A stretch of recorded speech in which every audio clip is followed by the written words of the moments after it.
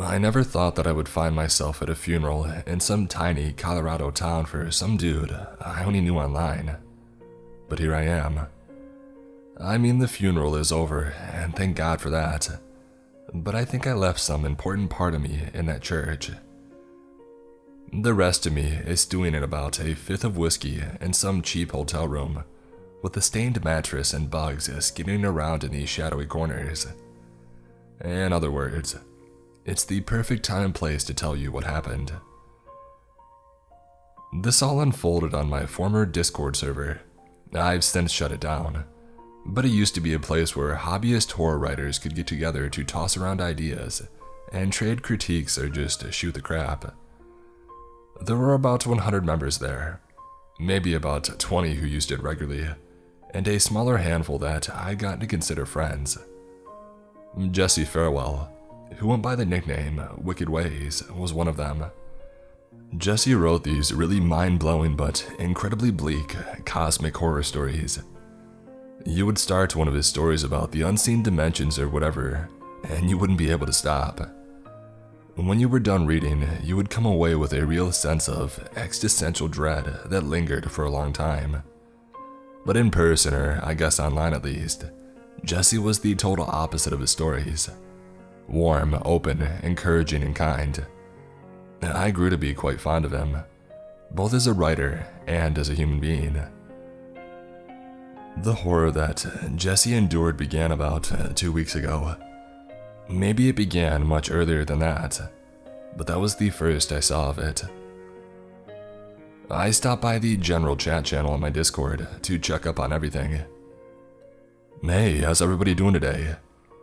I'm stuck, in terms of ideas. A little writer's block. Just take the first thing that comes to mind and write it down, no matter how dumb. That's what I do anyway. The last time I did that, I ended up with a paragraph about butt gnomes. Oh well, not every idea is going to work out. No, it was awesome. I forgot all about it. I'll have to finish it now.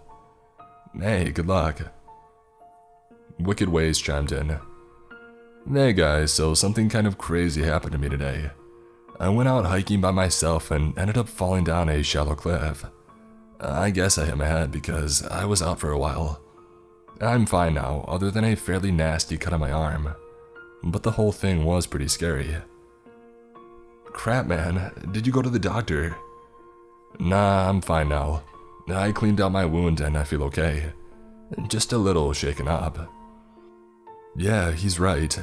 You might have a concussion. Crap, I don't have health insurance. Really, I'm okay. If I feel weird, I'll go to the ER. Thanks for the concern though, guys. We moved on to other things then. I've been sitting here in my hotel room, thinking about that day. If there was something we could have done for him then to stop what was coming, I don't think there was. The next day, Jesse did go to the doctor. So, an update. I woke up this morning and my arm was oozing green through the bandage that I had wrapped it in. So, I bit the bullet and I went to the doctor for antibiotics. She gave me a manual test for concussions and said that she wasn't worried about that, but agreed the infection was worrying, especially since I'd cleaned it with hydrogen peroxide and wrapped it up well. But I feel fine and the antibiotics should clear it up. Dang dude, that sounds awful. Uh-oh, green ooze? That happened to my uncle once. It turns out it was alien juice. Who knows? Maybe I was abducted and that's why I lost a couple of hours. I thought alien juice was blue. A friend told me that. And on that note, I'm out. I'm gonna go rest up. Later, dude. Yeah, see ya, I'm out too. Gonna go work on my 2 ding-dong story. It wasn't until the next morning that I started to get very worried about Jess. Over the night, I had received 5 or 6 DMs from different people telling me that I needed to have a talk with Wicked Ways. When I logged on to get caught up over my coffee, I saw that he was in the middle of typing a message. I scrolled up to see what had happened during the midnight hours. Here's what I read. Good evening. Morning for me. The walls are tall, but the walls will fall. All I need is the smallest crack, and I will reach in and tear them apart like a Thanksgiving turkey, and I will feast. What? Is that for a story or something? Yes, it is a story. It's a slithering story, like a snake, worming its way through your brain. It is a story, and I will show you the truth. I will show you what it is right in front of you. The terrible face of God.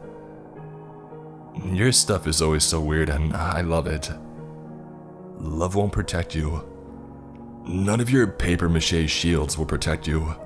I will crumple them like the cheap things they are, Lisa. How do you know my name? You're starting to make me uncomfortable for real. It's probably on a Google Doc that you shared here or something. I think he's just messing around.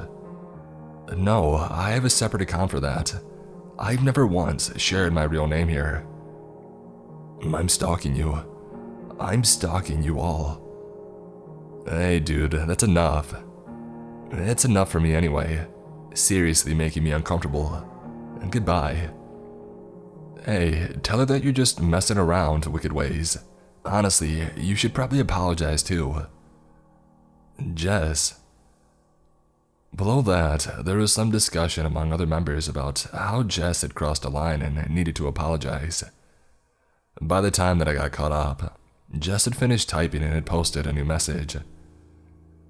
Hey everyone, I wanted to apologize for last night. I honestly have no memory of typing that awful stuff out.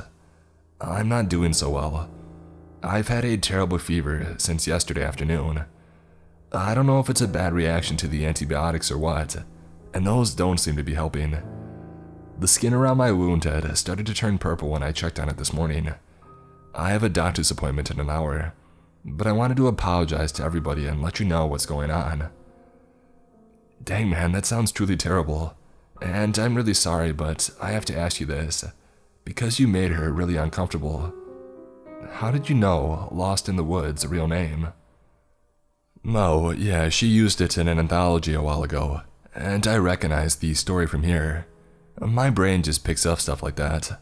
I swear that I haven't been stalking her or anybody else, and I'm so sorry that I used your real name. There's no excuse, but I seriously don't remember typing any of that. Hey, it's okay.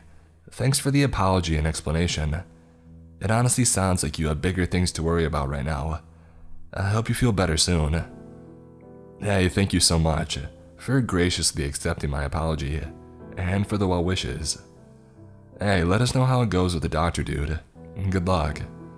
I will, and again, I'm so sorry. I'll talk to you all after. But we didn't hear from Jess that day. I sent him a DM checking up on him, and when I didn't get a response, I felt a growing sense of unease. I sent him 2 more DMs before he finally got back to me privately the next day. Hey, first of all, I want to thank you for your concern. You guys are really all I have in terms of friends. I know that's pathetic, but it's the truth, and it means a lot to me that you care. I think there's something really wrong with me. I went to the doctor yesterday to find out what to do about my fever and my festering wound. But when she took my temperature, there was no fever, and when she unwrapped my arm, there was still a nasty gash, but there was no discolored skin. She said that I was healing just fine. She said that I should stay on the antibiotics and that, and after a couple of weeks, the wound would be healed and all I would have to show for it was a scar. That was good news, but as soon as I got back home, the fever started again. And when I unwrapped my arm, I saw that it was worse than ever. The purple had spread, and now the area directly around the cut had turned black. I feel like I'm losing my mind. I'm so sorry to lay this on you, but like I said, there's really nobody else. My parents are both gone. I have a brother in California, but we haven't spoken in years. Is there any way that I can send you a picture of my arm, and then you can tell me what you see? If you're not comfortable with that, I totally understand, and I apologize for asking. I sat staring at my phone in shock for a few minutes before responding. Holy crap, dude. Yeah, send the photo. A few seconds later, the image came through and I nearly puked. It was awful. There was a deep gash running along Jess's forearm that was indeed oozing a sickly green. Surrounding the gash, the skin looked dead and rotten, and it looked like it was spreading. Go to the ER, now. So you see it. Yeah, gosh, please get immediate help. That does not look like something you should be messing around with. Thank you, I will. I had a hard time focusing at work after that, and felt a little sick to my stomach all day. I went home at lunch and I didn't go back in. The longer that I didn't hear from Jess, the more my sense of dread grew. The whole thing was horrible and strange. As I cycled through my thoughts, it did occur to me that this guy was just messing with me. Maybe he was doing some avant-garde horror thing, or maybe he was just being mean. I looked at the photo again. It looked real, but that didn't mean anything, except that I felt nauseous when I pulled it up. I spent the afternoon sending him DMs which kept going unanswered, and trying to find out about him online. I knew his name and that he lived somewhere in Colorado, or at least I knew that he had told me that. I ended up finding an obituary from 3 years ago for David Farewell, 61, survived by his 2 sons, Malcolm and Jess. When I searched Malcolm's name, I found a Facebook page for a software engineer living in California. Since that was my best lead, I sent him a message, asking if he was Jess's brother. The school bus dropped my kid off at 3:15, and I sat on our couch with a YouTube video while I paced the house, drinking PBR to try and calm my unease, staring at my phone, waiting for a response, any response.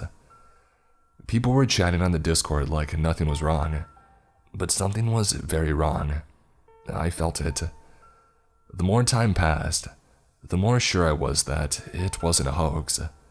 Something terrible was happening, and there was nothing that I could do to help him. Finally, mostly to give myself a task, I looked up the hospital in the town that had been mentioned in David Farewell's obituary. I called the ER department and asked for an update on Jess, lying and saying that I was his brother. They told me that he had been checked out a few hours ago, and that everything had appeared normal. That made me feel a lot better, that Jess had actually gone to the ER and that they had looked him over. But the more I thought about it, the worse I felt. Yes, he had gone to the ER, which proved that this wasn't just some troll playing a prank on me. But at the same time, I had seen the photo. I had seen those bizarre posts from the other night. The fact that the doctors still weren't seeing anything wrong with him suddenly made the entire thing seem more sinister than ever. When my wife got home, I told her that I wasn't feeling well, and I went off to bed. I tried to just go to sleep because there was nothing else I could do, but I couldn't do that either. So I ended up just staring at my phone, waiting for some response from Jess. Finally, at about 6 p.m., the response came. It wasn't through DM. Jess was posted in the general chat channel. Hi everyone. Some of you know that I had an accident a few days ago. I'm sorry to say that things have gotten bad with me. The lower half of my arm has turned completely black. I can feel it spreading. The doctors have, for some reason, been unable to help me. Lucidity has been coming and going. Mostly going. I feel like I have to do something about this quickly, before it's too late. In case I don't get another chance to say this, I wanted to thank you all. The support and encouragement you all have given me, a complete stranger, over these last few months have been a true miracle to me. It's kept me from sliding into complete darkness. Thank you, thank you, thank you. Now, I'm going to cut my arm off. What? Is this for real? He's trolling us, he has to be. No, this is messed up. Hey everybody, I have a reason to believe that this is a serious, urgent matter. Please keep talking to Jess in an encouraging way. I'm calling the police. I watched the channel fill up with messages urging Jess not to cut off his arm, as I searched for the local police department on my phone with a shaky hand.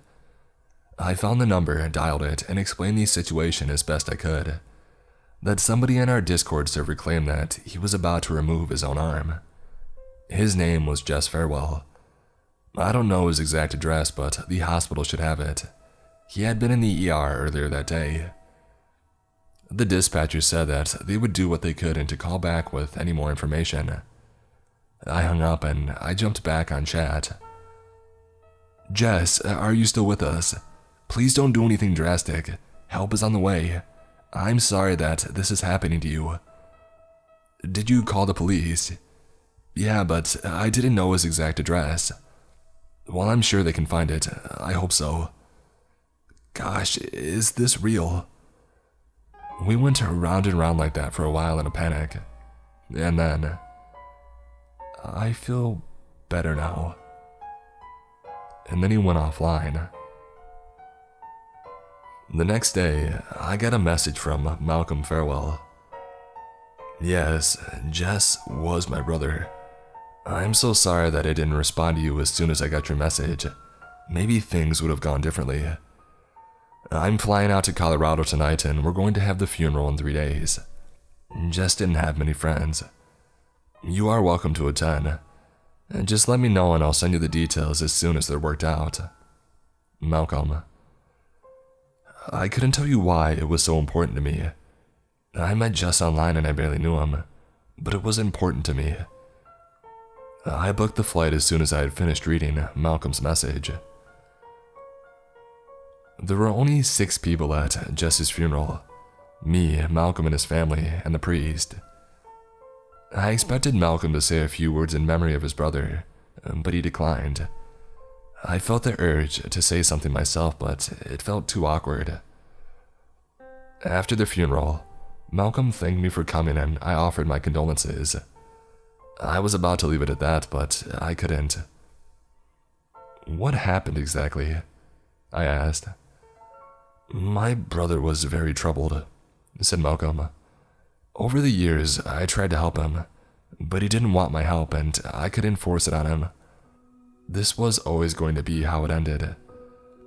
But his arm, there really was something wrong with it.